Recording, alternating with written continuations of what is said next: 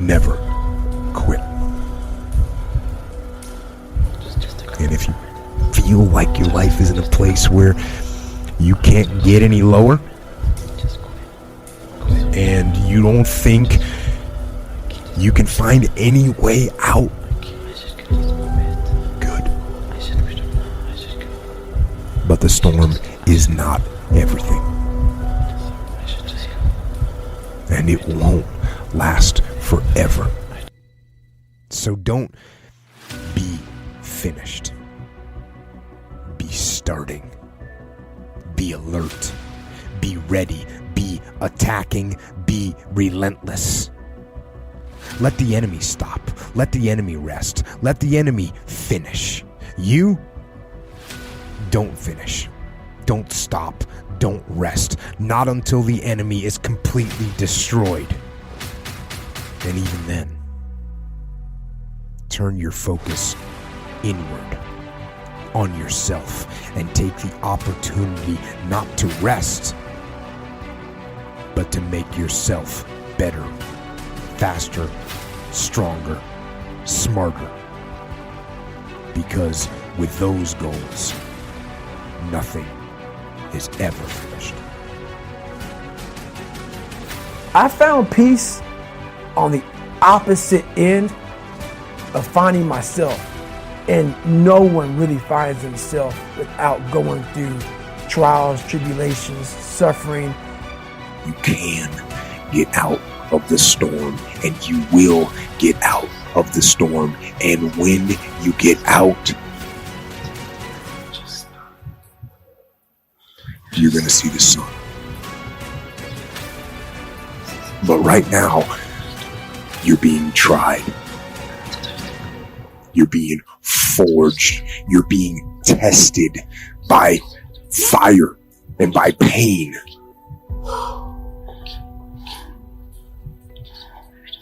That's the test.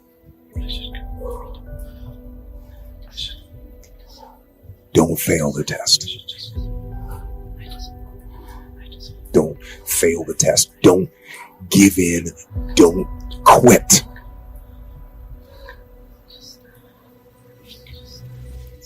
Don't ever quit. Fight on. Fight through the storm.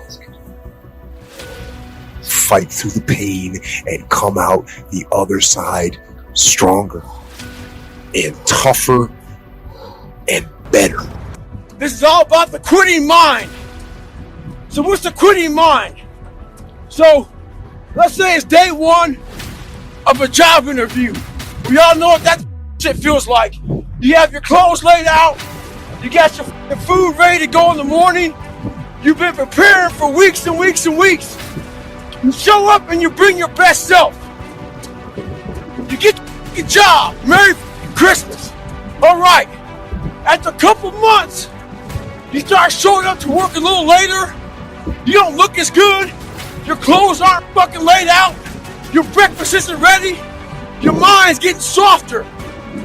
We do that shit with everything in life. When New Year's coming up, guess what? Don't have a fucking quitting mind. Repetition every day. I realized how how the brain works. I figured out how the brain works. I'm a scared kid, and that's what gives me so much power. I had no foundation, and I built this off of just researching the mind. The feeling you get is basically invincibility. You realize that you can't do it all the time.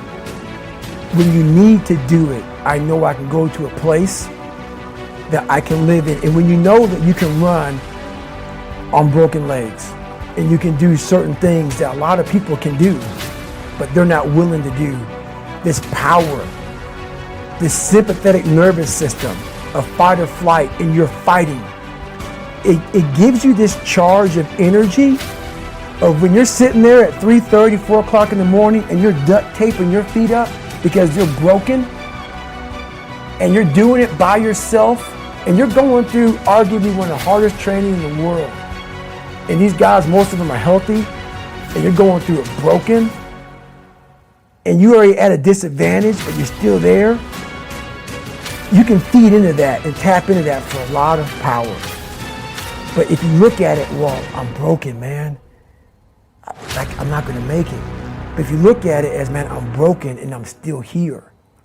And I'm fighting and I'm gonna find a way to get through this because I have no other place to go.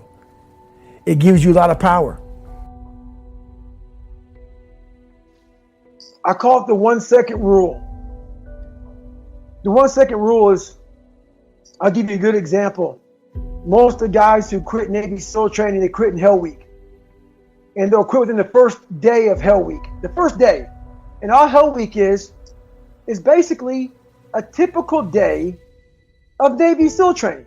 These guys do fine going through Navy SEAL training, but when it comes to Hell Week, they spaz out.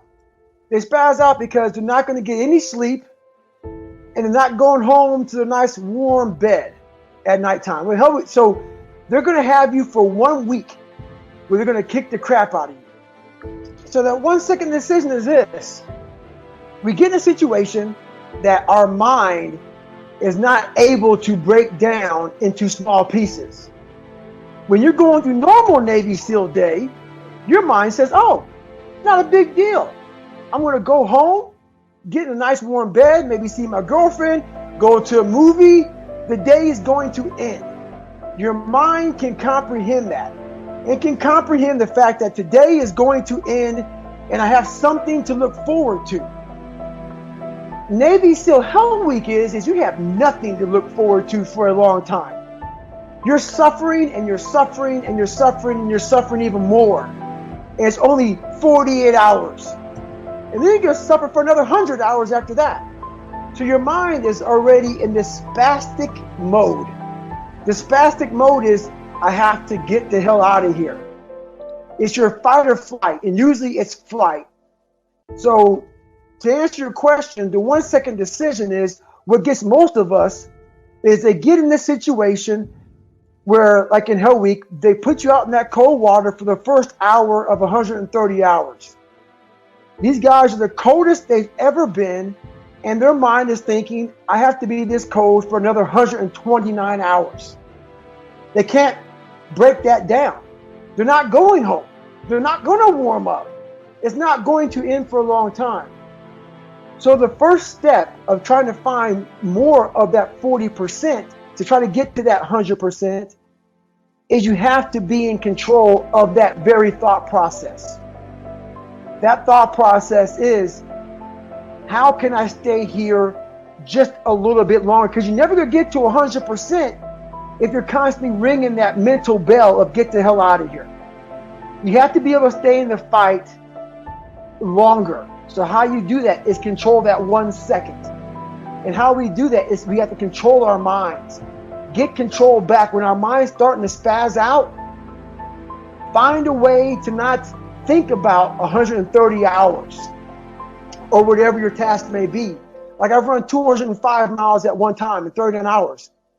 Can you imagine if I were to think about 205 miles at mile 1? Your brain would say, this is stupid. What are you doing? This is crazy. Even at mile 50, if I thought about it, So you have to be able to live in that moment. You cannot allow your mind to get away from you.